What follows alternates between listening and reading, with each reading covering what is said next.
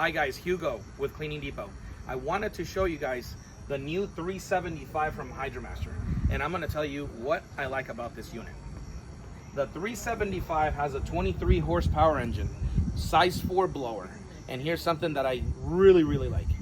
If you can go in here where the heat exchanger is, you'll see that they've upgraded it to a stainless steel heat exchanger, and it's going to allow this unit to go all the way up to 2000 psi.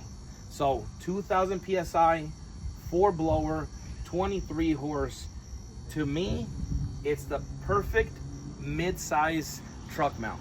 So you can also put it on the famous 70-gallon belly tanks, and I personally would order it with the 100-gallon waste tanks.